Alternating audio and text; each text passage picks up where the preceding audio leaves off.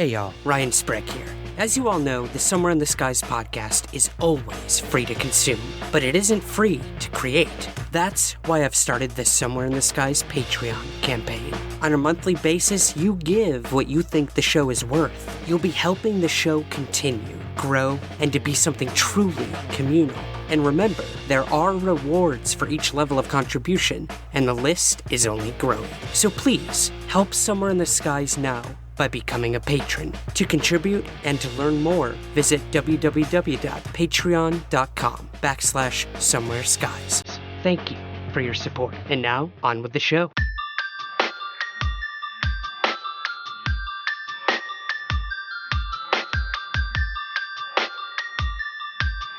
This is Somewhere in the Skies with Ryan Sprague.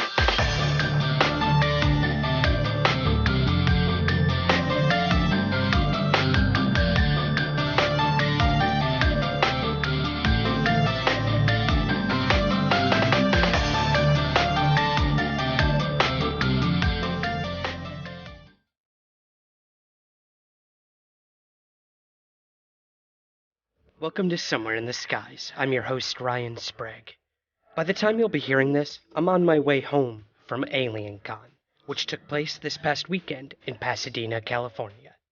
It was an incredible event where I was able to reconnect with old friends and colleagues, meet new ones, and ask new questions about the UFO phenomenon and the ever-present question of whether or not we're alone in the universe.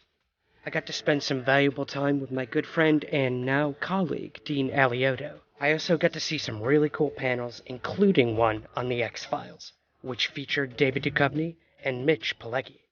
All in all, the weekend was just so much fun, and I had a blast. And the turnout for my presentation was much more than I ever could have anticipated, so that was pretty cool too. I was able to conduct some interviews between all the craziness, and I'll be sharing all of that with you in the very near future. But for now, let's get to this week's interview. He is no stranger to the show. You may remember him from our two-part series, Somewhere in the Whiskey. Yep, that's right. Today I'm sharing a great interview from the archives with MJ Banias. We hear all about how he got involved in UFO studies, his thoughts and theories on the topic, and what role philosophy truly plays in the grand theater of the mind we call UFOs. I hope you enjoy.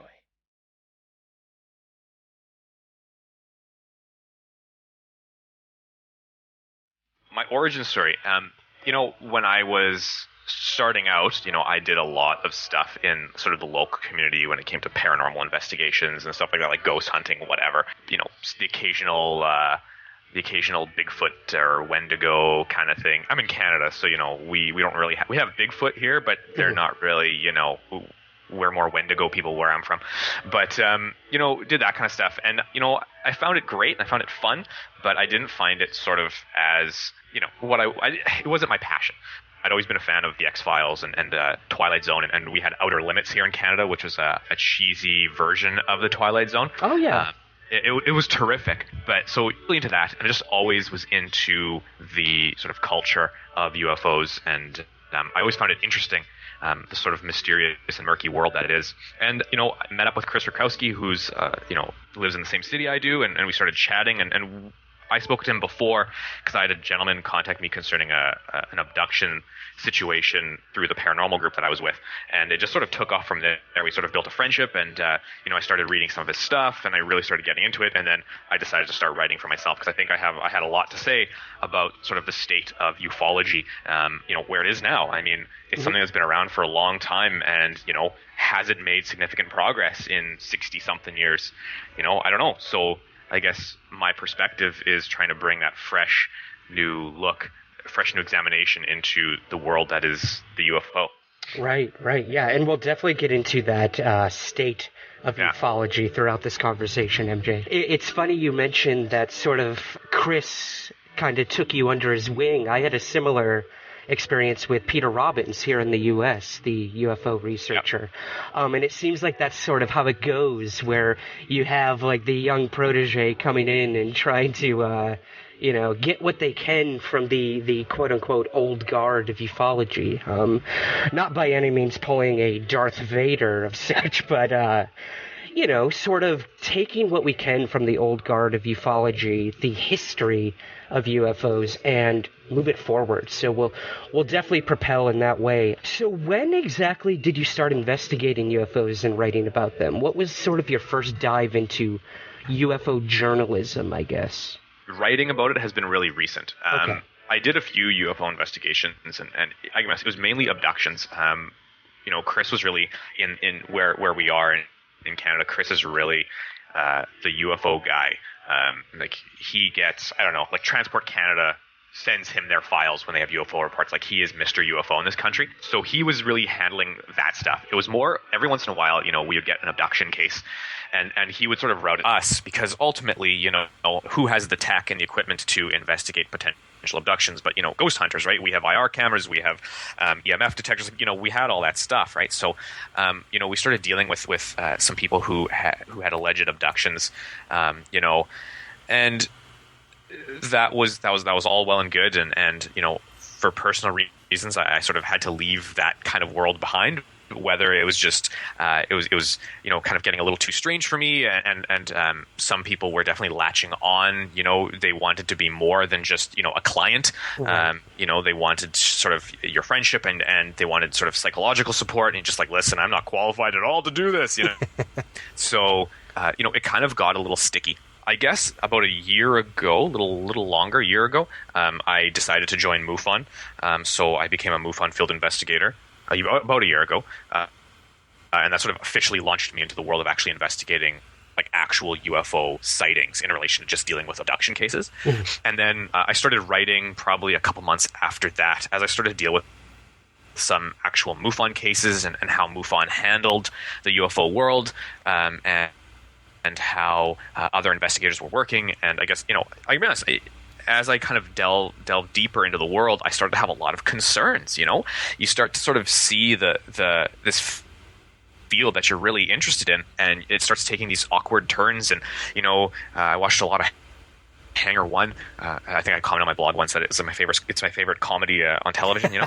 And that's kind of where I decided to start writing about it. Like, I'm in no way sort of some debunker or hardline skeptic, but I think that there's a lot. I think there's a lot of issues in ufology, and I think Chris is the first one to say that there's some weird stuff going on out there, and Chris is definitely a man of science, and if it's not substantiated sort of by extraordinary evidence, then that extraordinary claim isn't, he's not going to pay much attention to it, because we really need the scientific background and the scientific information there, the data.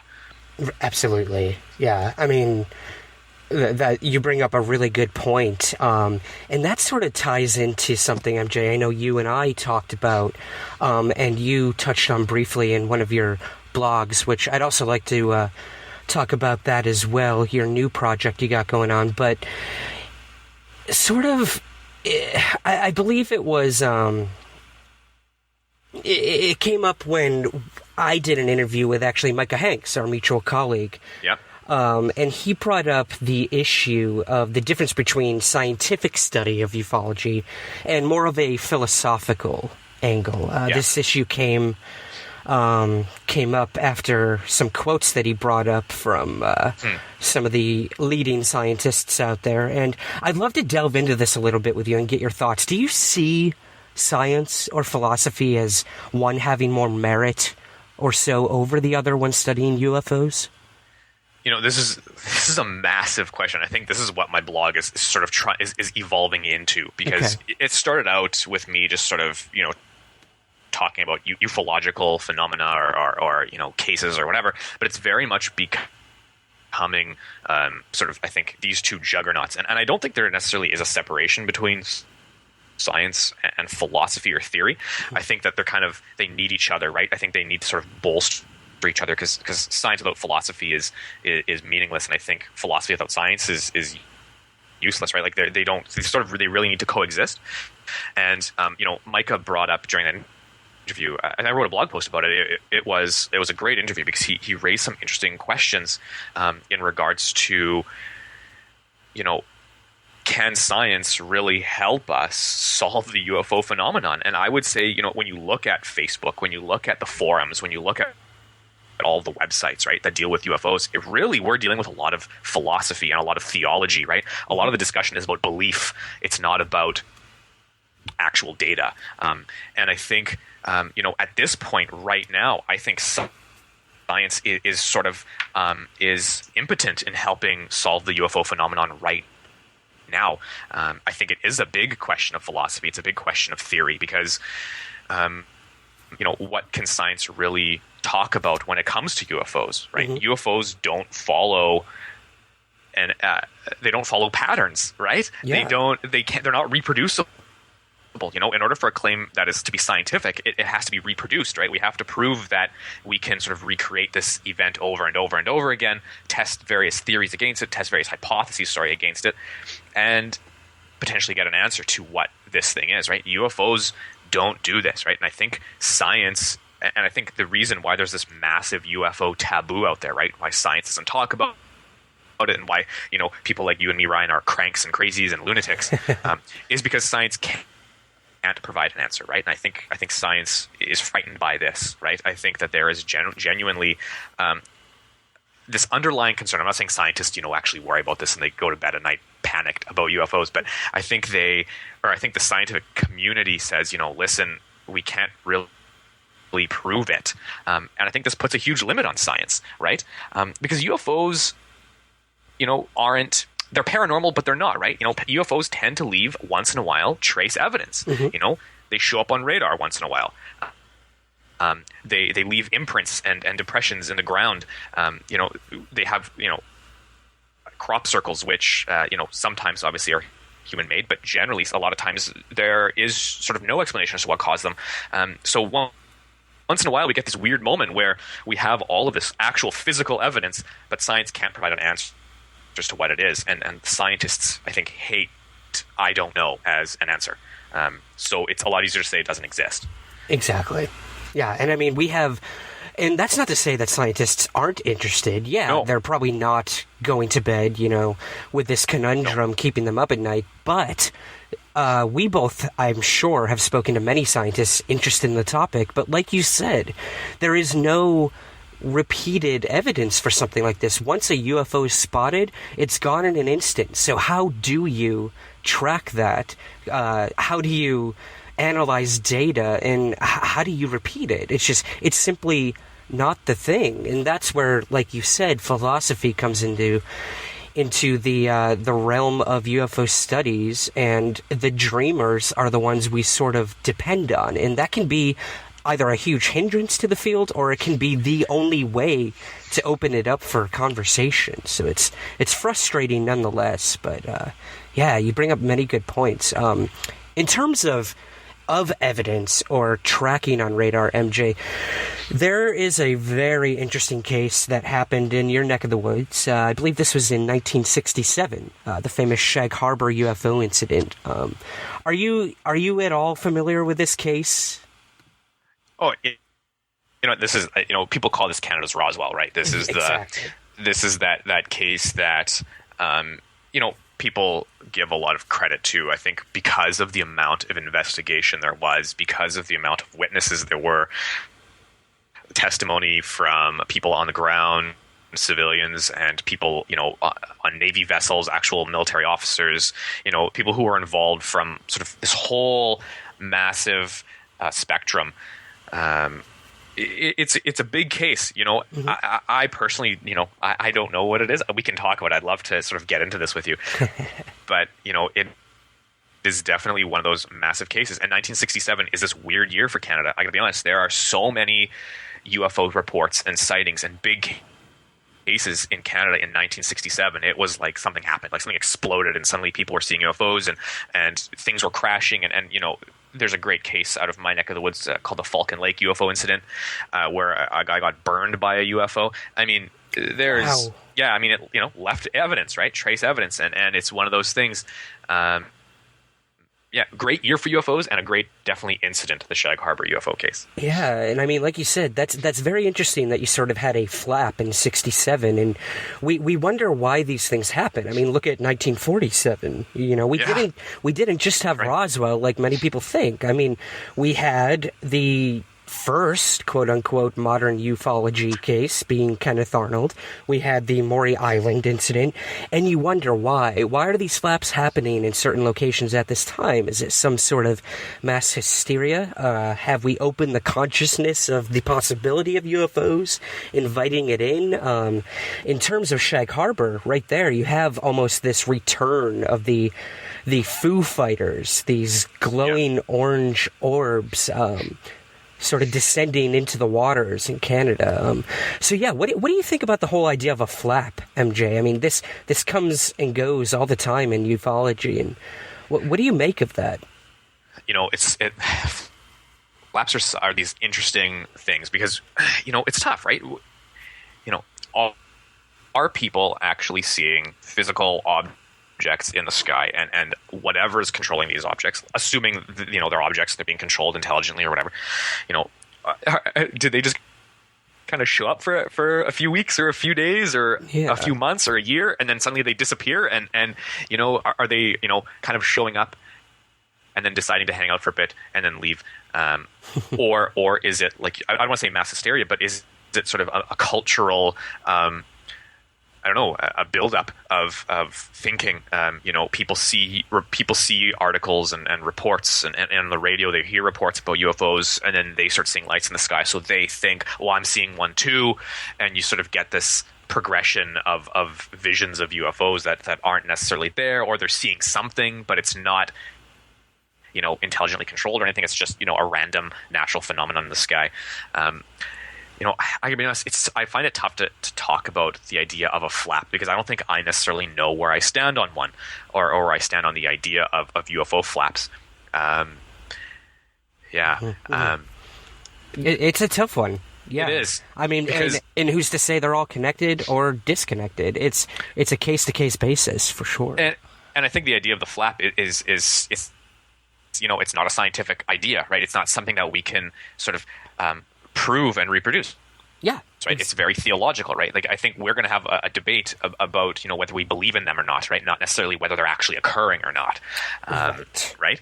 Yeah, actually, exactly. Yeah. I mean, again, it's not whether or not it's occurring. You know, it is happening. It's just a matter of what it is, and that's again another struggle we all have, and we sort of try to lump it into this idea because it's our way of dealing with it, you know, instead of from, this could be from another dimension, another time, another world. Let's throw it all together in a nuts and bolts sort of way and say that these are, quote-unquote, non-human piloted craft visiting our planet. I mean, it's a sweeping assumption, to say the least. Oh, 100%. And I think that, you know, I think people, and I think this is a big reason why there is such a UFO taboo out there, right? Why the mainstream media, you know, whenever they report on a UFO sighting, there's always that kind of wry smile and the snicker, right, on the anchor's face or whatever, right?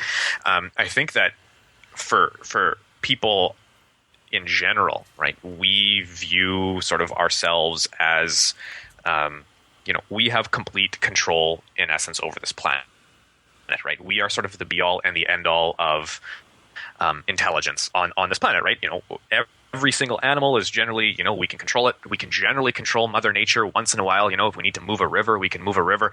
You know, if we need to build a hill, we can build a hill. You know, once in a while, Mother Nature throws us a curveball, but she doesn't do it on purpose. You know, she just kind of is.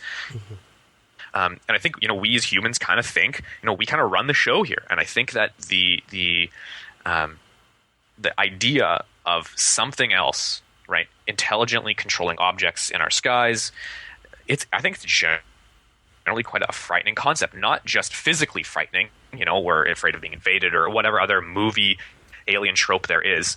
I think it really threatens our sort of sense of control, and I think this is you know, some philosophy that exists within us, right? Some innate desire to be in control, to have power.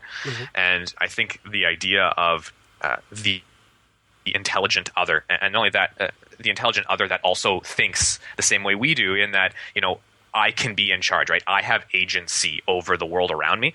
I can be in control. It would be frightening to think that there's another group out there that isn't us, but has free will and thinks and wants to be in control of the situation. And I think this is really problematic. And I think, when we kind of think about how people deal with UFOs, I think people generally don't want to think there's something actually going on, right? We're okay to kind of believe in it and snicker about it and watch episodes of the X-Files and Star Trek, but we don't necessarily want to kind of deal with this potential. And I say potential, I'm not saying there's anything out there, but potential threat that, there's another intelligence out there, and we would have to sort of deal with this, especially if this other showed up on our planet and said, we're going to share this place now. I mean, this for us would be like, this would totally change everything. It would be an entire philosophical shift in thinking of,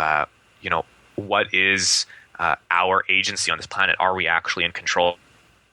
So I think, when we talk about flaps and we talk about the science versus the philosophy of UFOs, I'm not sure if science really wants to deal with UFOs because of the potential we can't deal with this situation that would arise or could arise. And like I said, it's not just physical. It's not a threat of invasion or whatever. It's like I said, I think it's more innate. It's more that which drives us as humans on this planet, right? This instinct to be in control. Exactly. I mean, and it says so much more about us than it does this potential other. Exactly. Well, I mean, sort of dovetailing off of that, MJ, you shared a video on your blog.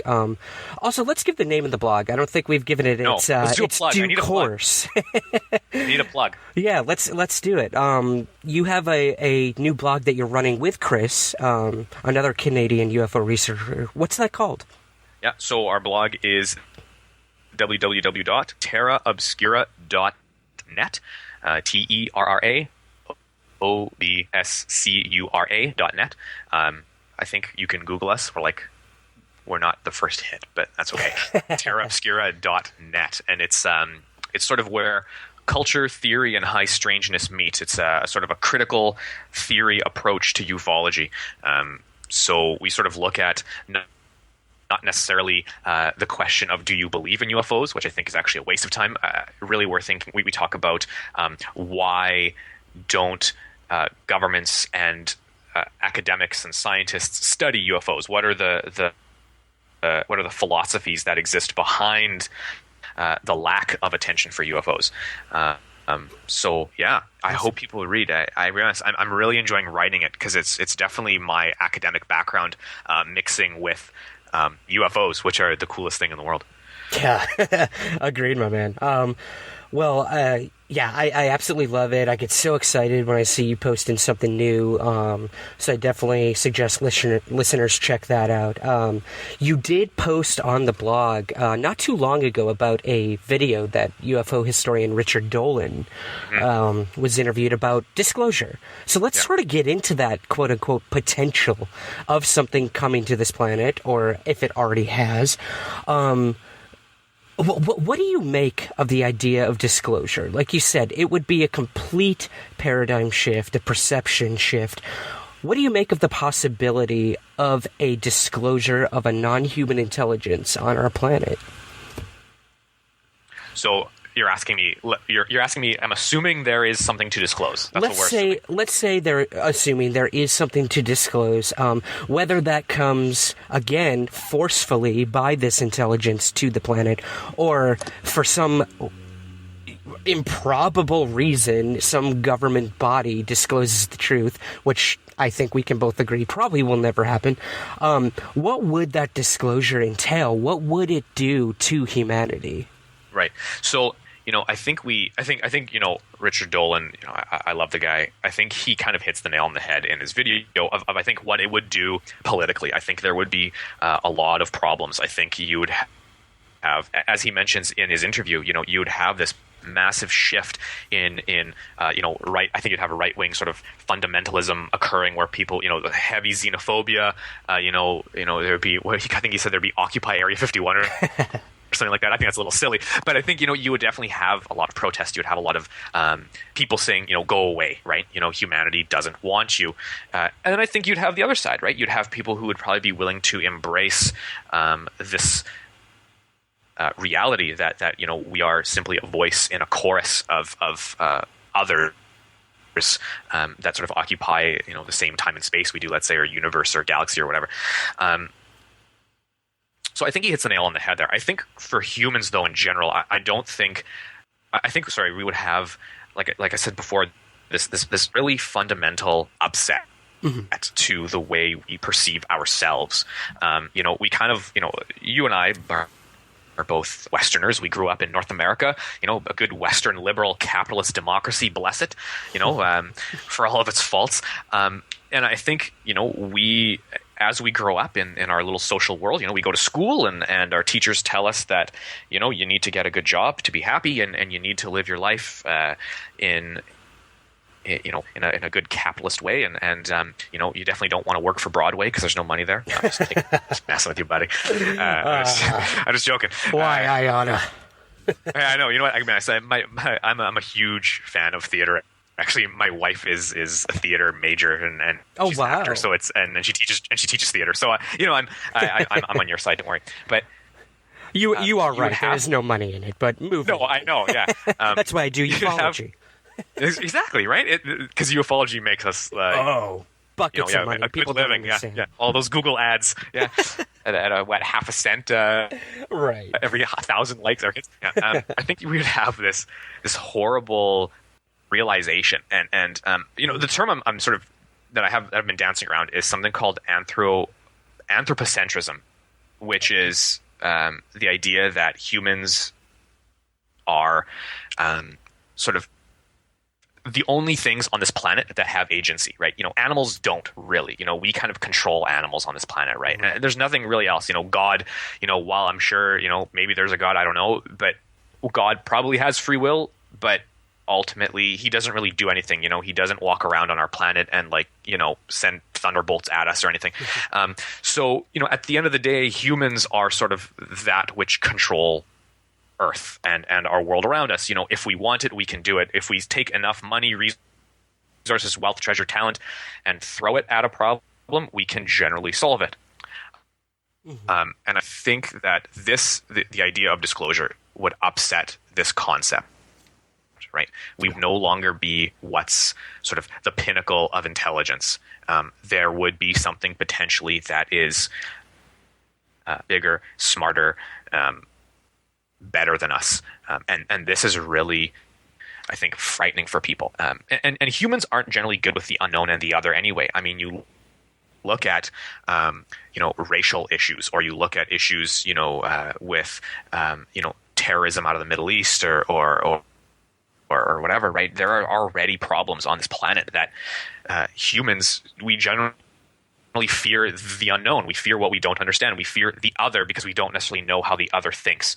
And this would be compounded by a disclosure, right? Because then not only are these others, they're not human others, right? They don't think like us. Mm-hmm. They don't necessarily think the same important. They don't think what we think is important is actually important. So I think we would have this huge upset to the system, not only government and statutory, but I think personally and philosophically, and it would really force us to question what our meaning is on this planet. Yeah. Yeah. You said it so succinctly, man. I mean, this phenomenon in general, despite disclosure, it says so much more about us than whatever it actually is. And I find myself, circling that conundrum constantly.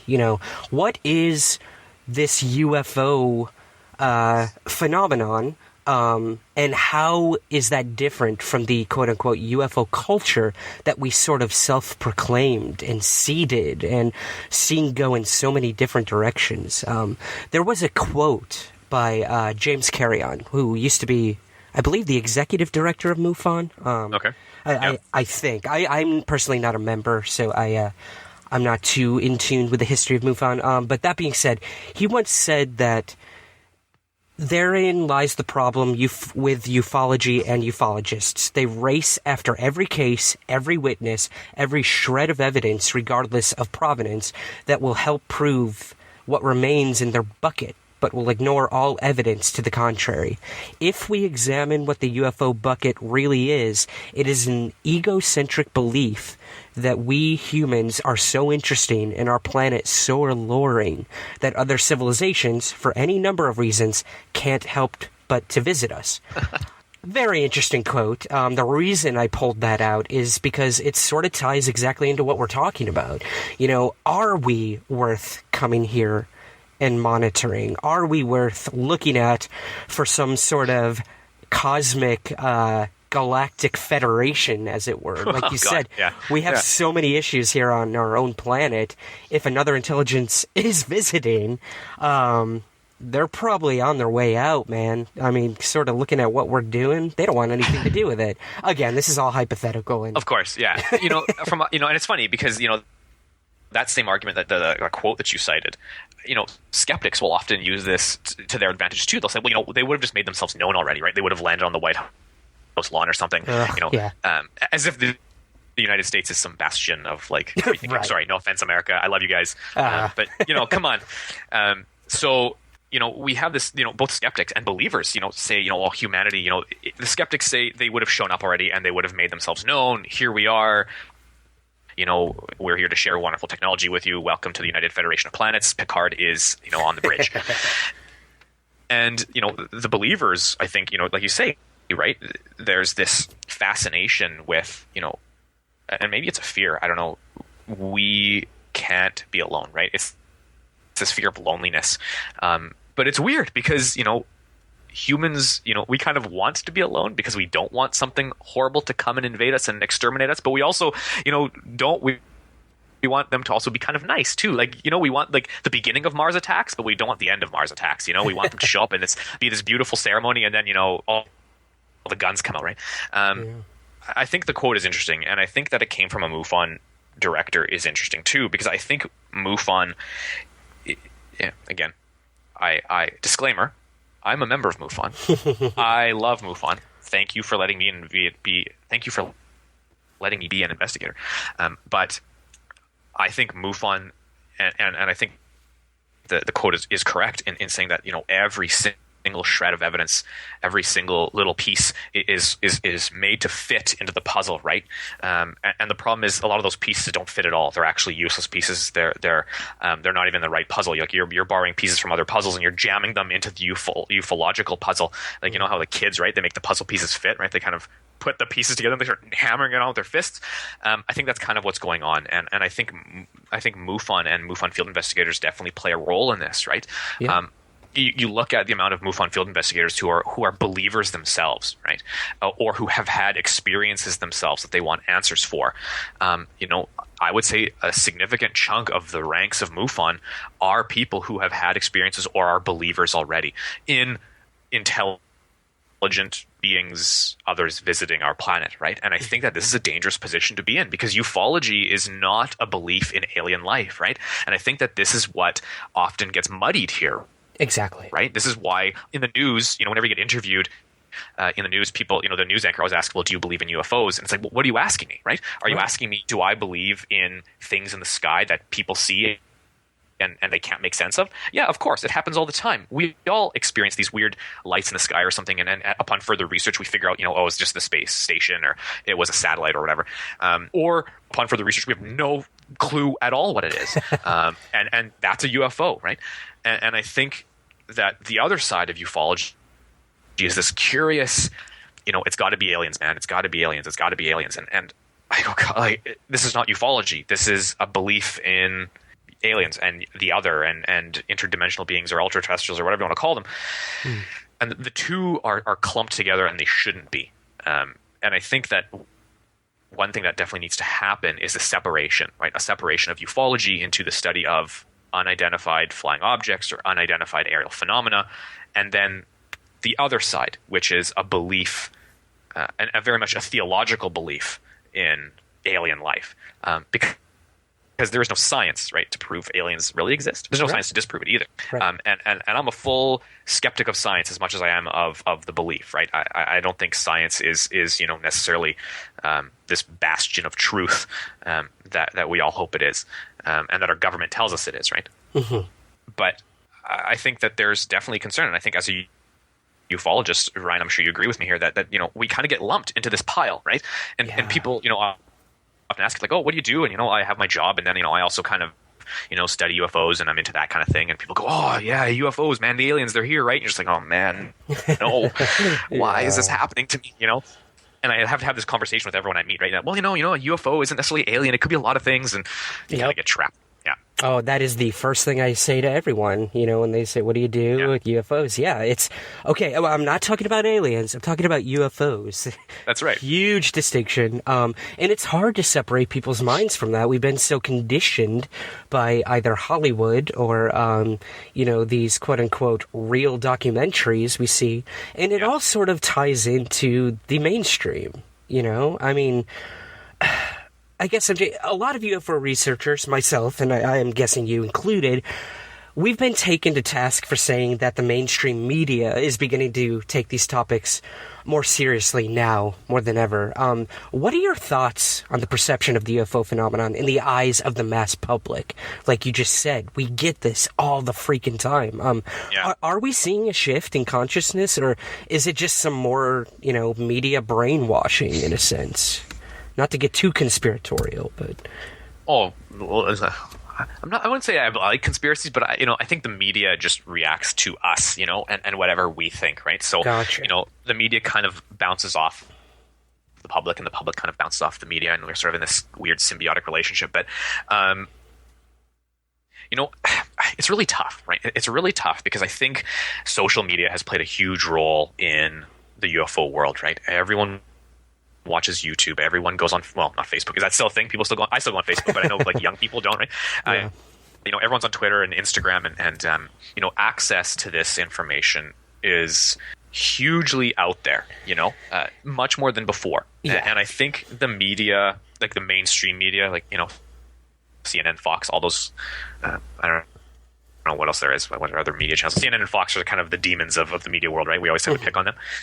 I think that when we really look at this, the way the media perceives the UFO as a thing, as an object, it's this weird mix of people who watch CNN and Fox to pick on them tend to be believers, right? Or they believe in some of this, some of these more paranormal things, whether it's ghosts or Bigfoot or chupacabra, whatever's out there, right? Yeah.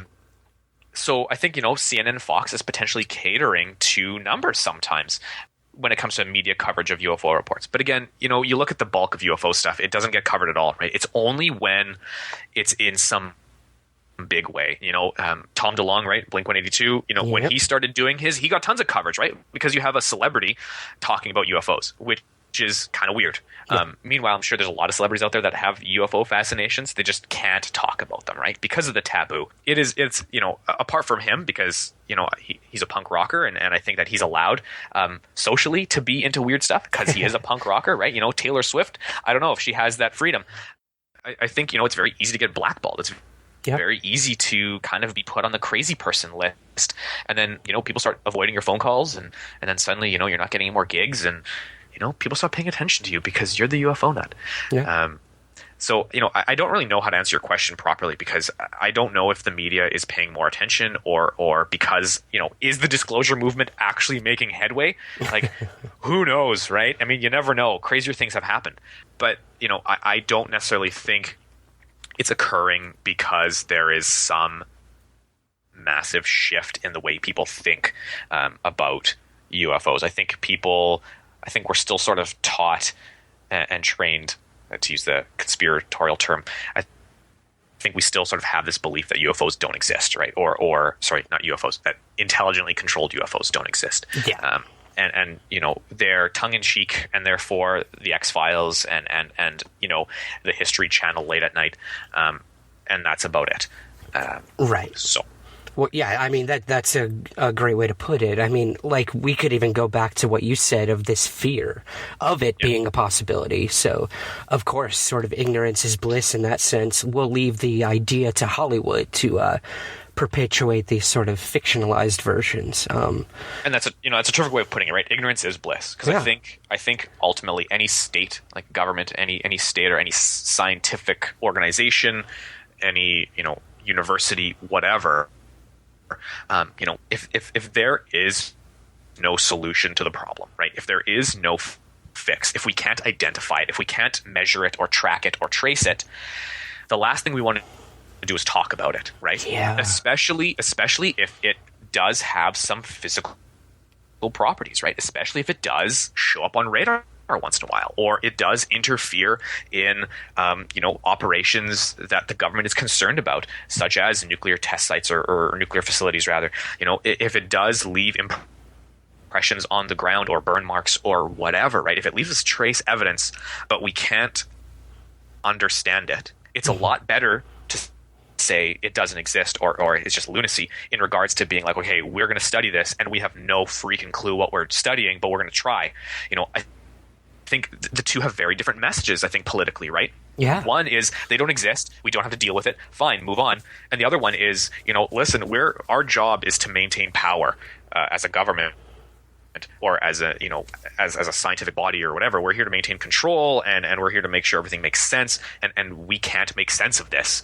The I don't know is frightening, right? It's one of the most frightening things someone can say about something, right? I have no idea what's going on is terrifying, especially to people and the general public, right? This would be, like I said, upsetting. Yeah. It would be a very awkward moment if Barack Obama walks out and says, yeah, listen, we've been studying UFOs for a while and we have no clue what they are. I think this would be an awful moment. CNN would be having a heyday. Yeah. It would be great.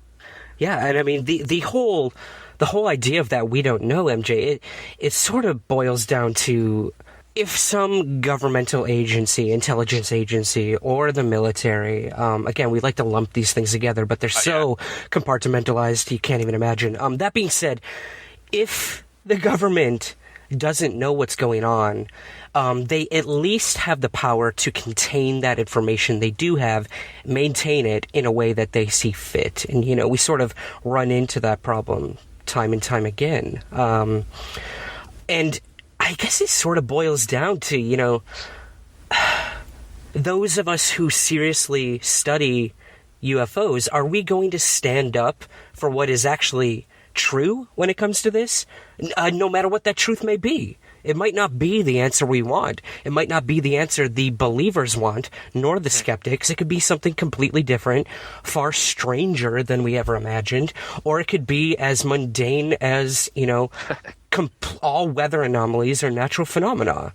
That's a huge stretch, but when it comes down to it, I think we have a crucial decision. Do we actually want to solve the UFO mystery, or do we want to continue to sort of perpetuate it? It's fascinating, and it says more about like the society and culture than anything. Yeah, but it's one of those things. I think if there was a legitimate disclosure, like let's assume the government has been actively studying UFOs in some top secret fashion that only they know about, right?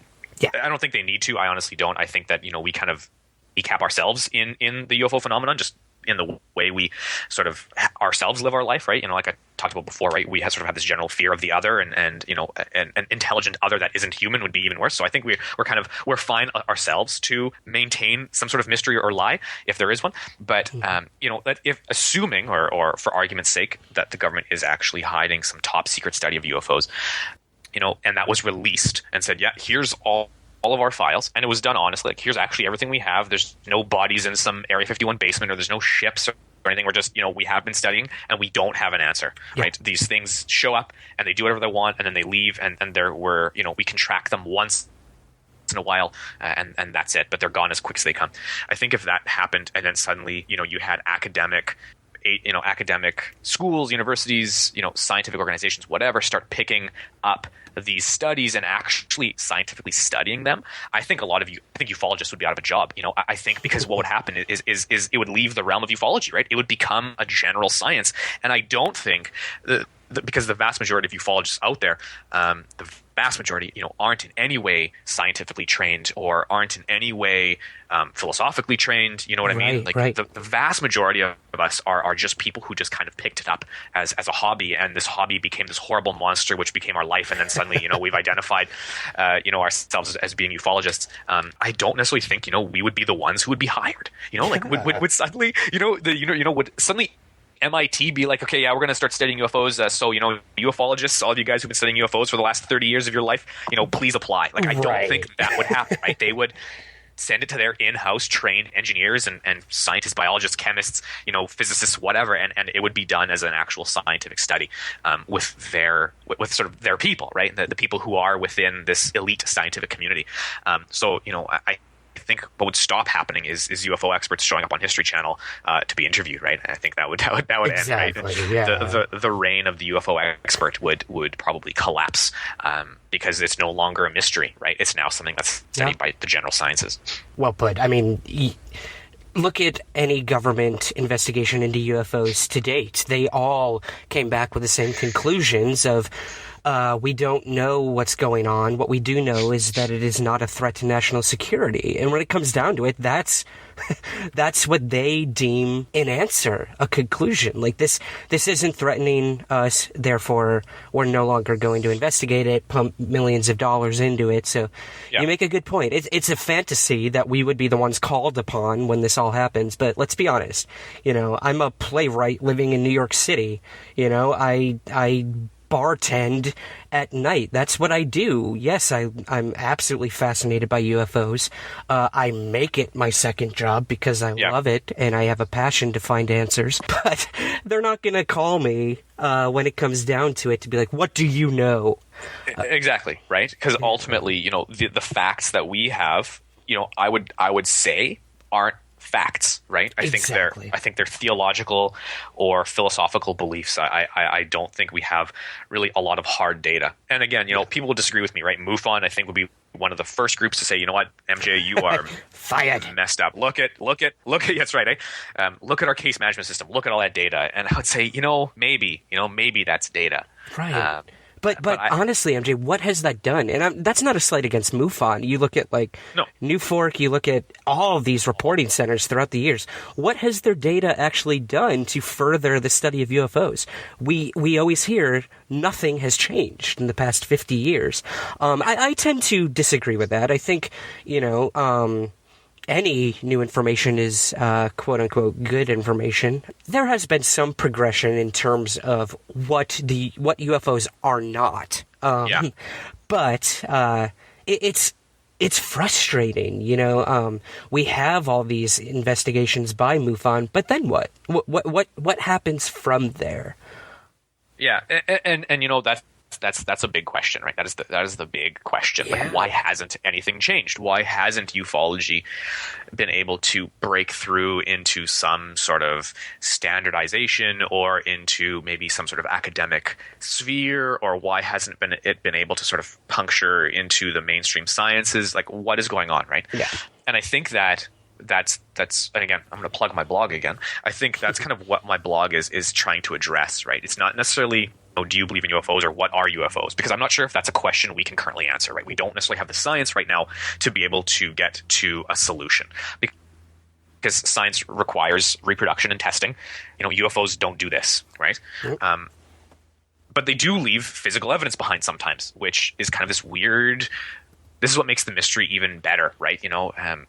They leave stuff behind once in a while, right? And I think that really where ufology needs to go away from not away from. I think it needs to employ science. I think ufology needs science behind it, but I think it needs a lot more theory, a lot more critical theory, a lot more philosophy. It needs this questioning of why are scientists and governments not officially and publicly looking into the phenomenon of UFOs, right? I think this is, critical theory, for all the listeners who don't know what it is it's a branch of philosophy that studies sort of the power systems that are in place in our world, right? So stuff like Western liberal democracy, capitalism, communism, feminism, gender studies, whatever, all that stuff is clumped into cultural theory or cultural studies and critical theory. Mm-hmm. I think ufology is definitely needs to be studied in this way.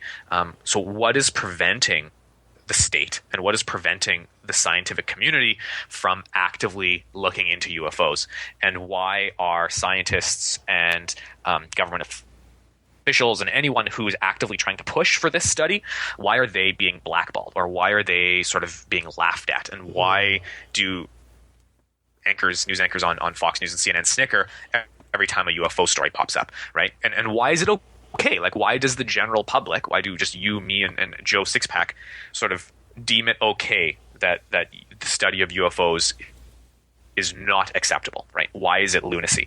Yeah. And I think that this is the big question, and I don't know if science is where it needs to be for us to actively study UFOs properly. Mm-hmm. But I think that if time and energy was actually put into it, right? If scientific communities were actually given funding to study UFOs, if they were actually given the opportunity and the state actively did it, I think this would be I think it might be a different beast.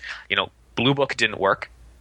Granted, a lot of state-run UFO investigations didn't work, but a lot of people would say they were already, when they were first created, kind of kneecapped by the people who were running them, right? I mean, you read Hynek, I love Hynek and his work, and he talks about when he worked on Project Blue Book, every single military officer he worked with was a junior level officer. They were all like majors and captains. Like, they didn't have a single colonel, a single general. Okay, they had a lieutenant colonel, but they had all these junior officers who they couldn't requisition a car half the time to go visit a witness, right? The government, like the military, just wouldn't give them funding to be like, okay, yeah, listen, I need to borrow a company car for a couple hours. Sorry, you can't, right? And it's like, well, if you're going to kneecap it before it even starts, then this is, we're not going to get anywhere. And I think that this is kind of where we're at, right? It's this taboo subject of nobody really wants to talk about it, and nobody wants to study it, but I think there's a lot of interest in it, and I think there's a lot of people who are probably concerned about it. I mean, if we go to the nth degree to the let's go to the believer's side for a second, right? And we go full out, we go out full out, they're here all the time visiting us and they do it, this is concerning, right? I think that freaks a lot of people out because they can do whatever they want and there is no way of stopping them, right? And this is really problematic, assuming that's what's going on. Again, for argument's sake, I don't want to talk about my personal beliefs because that's crazy. Yeah, I mean, in the same vein, MJ, we know that just like any sort of fringe or esoteric topic, there are those who claim to be experts, and we know full well that's complete bullshit. I mean, I can honestly say straight up that when it comes to UFOs, I have, without hesitation, stated that I do not know what they are, and I do not know what they represent, yet we are the ones who are considered UFO quote-unquote experts. We both know that's utter nonsense. We have no clue, but that doesn't mean I'm going to stop trying to find answers. And I guess my my convoluted question in this, who do you turn to for the most credible and beneficial information? Who out there in the UFO quote-unquote field inspires you? Who someone that you could steer us towards, I guess? Ryan Save Sprague. us, help us. Ryan Sprague. Oh my God, stop. No, I'm just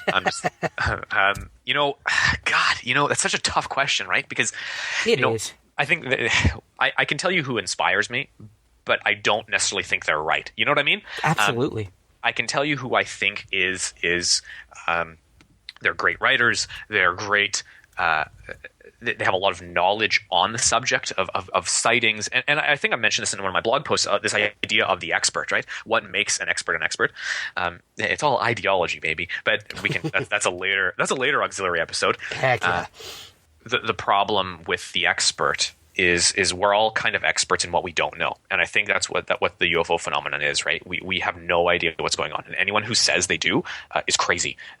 Sorry, no offense to everyone who thinks they know what's going on, but I'm going to call it you're crazy, because there is no evidence to support anything of what's actually going on. We have stories and we have some evidence once in a while, but that doesn't prove anything, right? It doesn't prove, that they're from another dimension, or that they are intelligent, or they are, from this particular star system or whatever. The people I really listen to and the people I really read, there's a handful. Okay. I'm excited for Somewhere in the Skies, that's for sure. Because I think, your potential book, I mean, I don't know anything about it, but I only know the heading and the subtitle, which is, a human, what is it? A human exploration?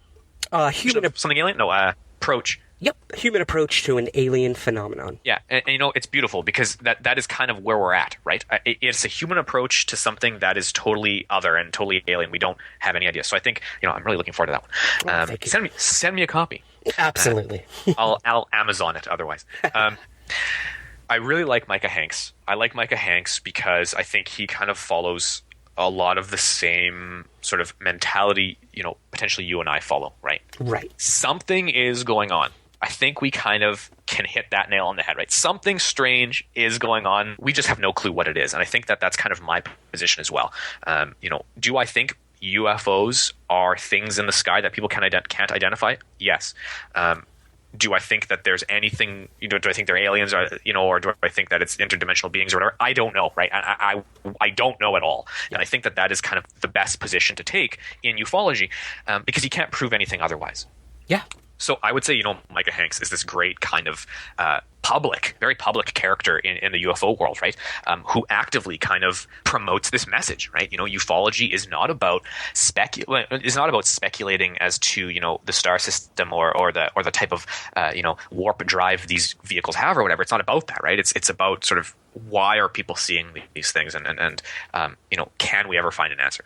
So I do like Micah Hanks. I like his Graylian Report. I do really enjoy that show. I think Richard Dolan, on a historical aspect, this guy kind of knows everything. It's ridiculous. I'm right now cutting through his recent book, his UFOs for the 21st Century Mind. Yes. I think as it's almost like an encyclopedia, right? It's this general overview of ufology since its sort of inception, and I think it's great. I think that obviously it deals with a lot of cases and it deals with a lot of speculation at times. Oh, yeah. And that's totally fine. I mean, that's the point of the book, though, right? It's to offer this overview of the world of UFOs. Do I necessarily agree with some of Mr. Dolan's sort of other opinions in regards to what the UFOs are, or who is driving the UFOs, let's say, or flying them? I'm not sure if I necessarily buy into all that, but I think that from a historical sort of solid, well-researched ufological side, I think he's great. And there's tons. I guess Sam and Shannon at Into the Fray, love them. I gotta be honest. I didn't know much about Bigfoot before, and now I know more about Bigfoot than I care to admit. Isn't that crazy, man? I'm the same way. Yeah, and it's funny, hey, because I think Bigfoot is sort of similar to UFOs, right? Yeah. In that, he's kind of mysterious. He shows up, or she shows up, whenever he or she wants.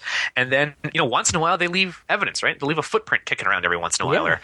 Or, and you go, that's kind of interesting, But the problem is, I'm not sure if Bigfoot could invade the planet and enslave us in some sort of, cocoon-like race where we just, are mindless zombies. But, you never know. Those Bigfoot. There's so many people out there, but I guess the consistent ones, I just mentioned.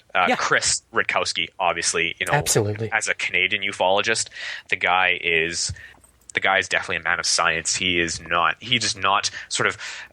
enjoy whimsy, and he has fun, not. But he is this is what we know, and it's this tiny sliver, and everything we don't know is this Titanic of a beast that is just waiting around, and we know nothing about what's going on, but something weird's going on, right? So right. I definitely have to give props to Chris.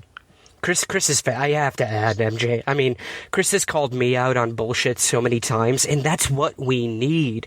We need someone there to sort of rein us in when they can see we're getting a little too out there. For sure.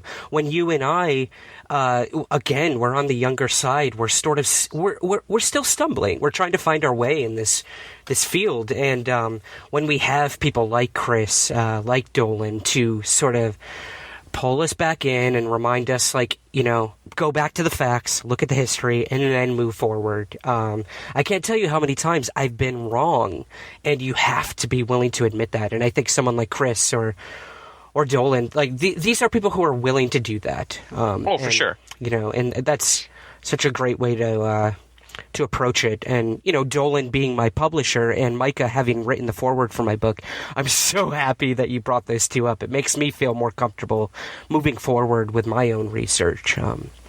Well, I mean, there's very few voices in the field of ufology that I would say sort of are this middle ground, right? Right. We admit to saying, yeah, you know what, there is something strange going on, but we aren't prepared to kind of drink the Kool-Aid and go full out believer, disclosurist, they're here, they have ships and their bodies are buried in Area 51. Like, you know what I mean? Like, there's this, it needs a middle ground, I think. And I think that this is kind of where you, myself, and some of these other people kind of rest. Because otherwise everything else is speculation, right? We can only speculate. And the true research is going to come from those who aren't out there touting TV shows and books and this. Like, if people want to buy my book, great. If they want to read your blog, awesome. I don't expect that. I don't give a I don't care how well the book does. This is what information I got, and this is what I want to give to the public. Whether you accept that or not, great. So I think the real research does come from underground. I know Mike has talked a lot about this as well.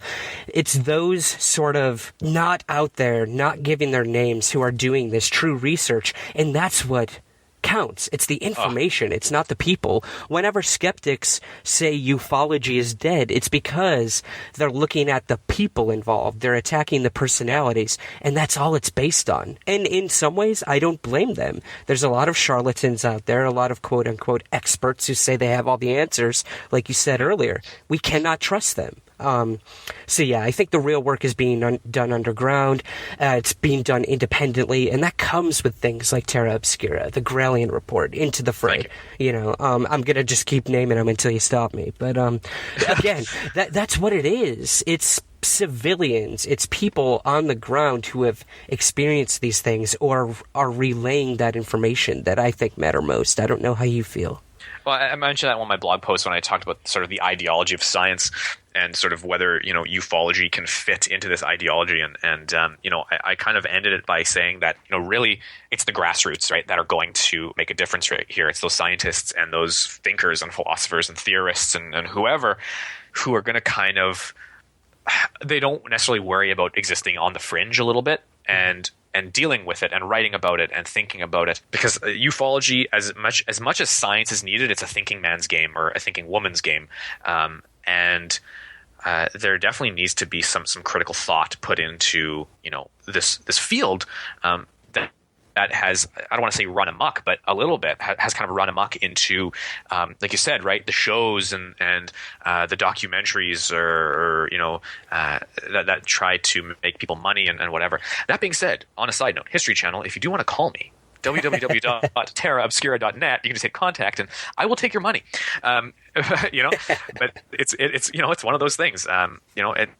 It gets that easy to become an expert, right? History Channel gives you a couple minutes of time, and they put UFO expert on there, and boom, you're invited to Congress, and you're invited to set for life. All of the yes, and then your hair just gets bigger and bigger. It's funny. I saw that meme on Facebook. Somebody posted it with the Ancient Aliens, the hair. It's really funny, actually. His hair does get bigger every season. It's ridiculous. Yeah. It's like he's getting sucked up by a UFO. It's great. It's beautiful. Yeah.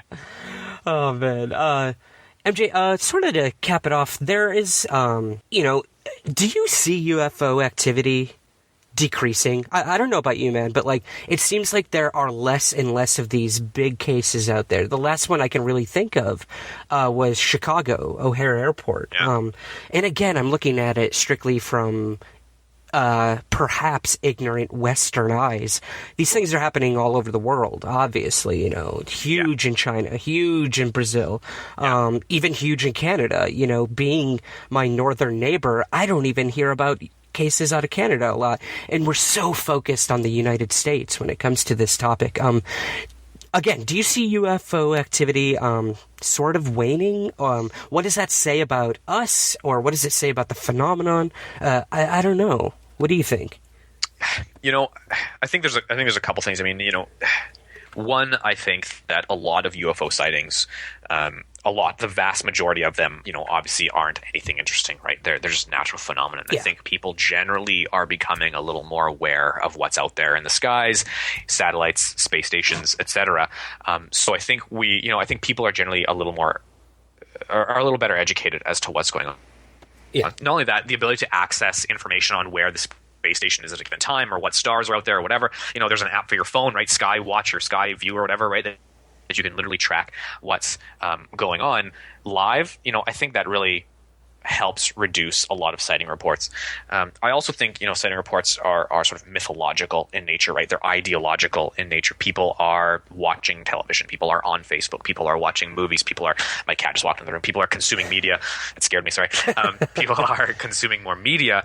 And I think that the, UFO sightings are becoming this, like myth that people believe in, just like people used to believe in, I don't know, vampires and fairies and stuff like that. But I think that what we are losing, and I agree, these massive sightings that sort of are the bread and butter of ufology, right? You mentioned Chicago O'Hare, which is such a great sighting that, there's no evidence really to document it apart from witness testimony, but there's so many witnesses. And not only that, there's, there's radio recordings of people talking to each other about it, like I'm standing outside and staring at this thing, and you can literally hear the conversation these people are having with each other, because this is all recorded. That is a solid case, and I wish we had another one. One of my favorite cases that ever sort of occurred ever in history, because I think that there is a lot of evidence in regards to it, is the 2007 Alderney UFO sighting, which occurred over the English Channel. You had a routine flight in 2007 that was going across the English Channel, and this guy in his little plane with 20 passengers sees these two objects just hovering there, and then he asks the tower if there's anything on radar, and sure enough, the guy, it's there on radar. And then the radar operator asks for another pilot who's in another aircraft if he has visual confirmation on this. And this guy's about 20,000 feet high, and he sees something, right? He records, I see this sort of shining object, right? And it's this beautiful case where you have about 20 people on board an aircraft see it, including the pilot. You have a radar operator who gets several radar hits, and they're kind of ghosting, right? They're not a consistent hit. It's kind of in and out, but enough that, I get it, you get a ghost once in a while, but consistent radar ghosts over a short period of time, that's pretty good. Followed by confirmation from another pilot who is on a separate flight, at a different altitude. I mean, this is one of those UFO cases that I wish we had another one for. You know what I mean? I wish one would pop up soon, because this is one of those cases that is just, it's so unknown, and the information and the details that are presented are all there. You have so many witnesses, you have radar, you have a second pilot. This is one of those UFO cases where you kind of go, this is mind blowing. Like this, how does this happen? And how does no one sort of properly look into this? Yeah. Like how does no government, I mean, maybe they do, who knows, the British Secret Service, MI6 or MI5 or whatever, right? Maybe they did look into it, but it's such a beautiful example of a case similar to Chicago O'Hare, that you wish, you could be there for one. You know what I mean? Like you wish you could just be like, I was there when it happened. But I don't know. I think that sightings are waning. I don't know. I think individual sightings will never wane. I think they'll probably go up and down. The Canadian UFO report that Chris Rutkowski does, stats are up in Canada. Yeah. People are seeing more UFOs in Canada than previous years. So, in Canada, I would say, obviously at least the numbers say they're not going down. That's exciting.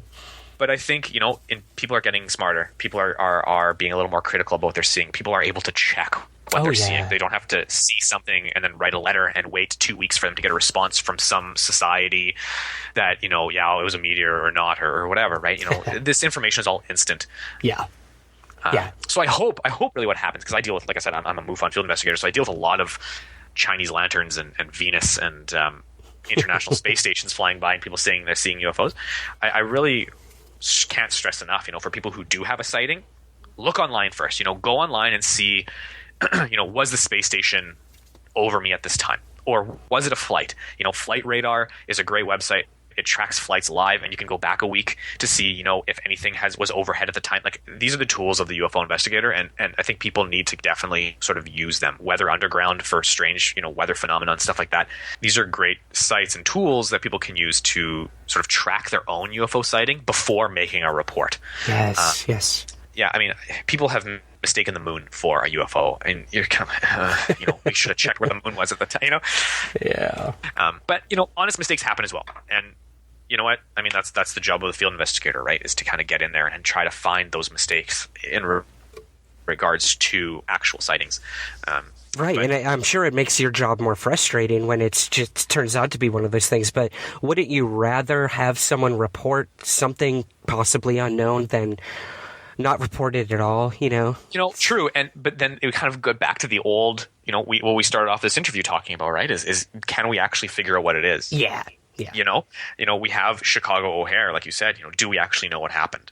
Or we have the Alderney UFO sighting. I mean, do we actually know what happened? And can we prove it? Like, can we actually sit down and can science actually, run through it and figure out what it was? No, of course not, right? Yeah.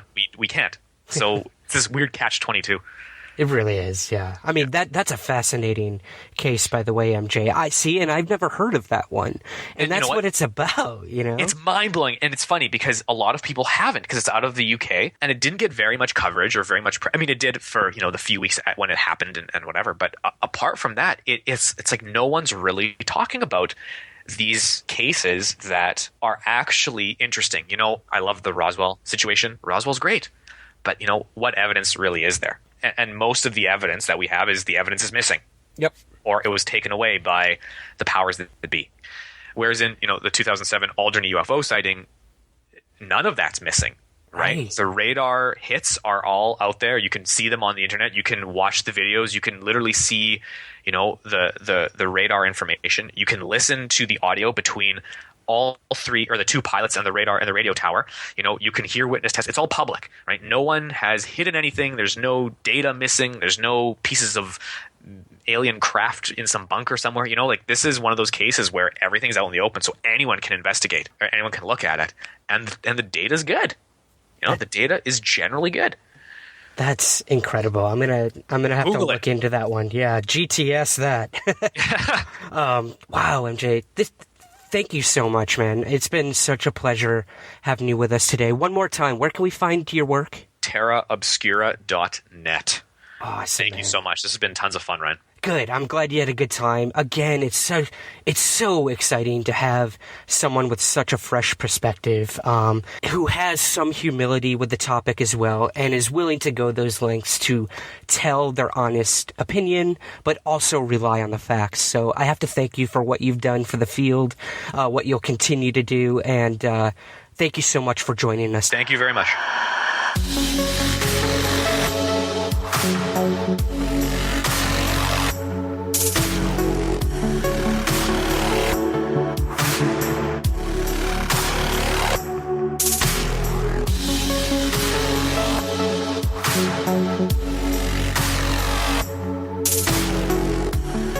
Somewhere in the Skies is produced by Third Kind Productions in association with the Entertainment One Podcast Network. To learn more, visit entertainmentonepodcast.com.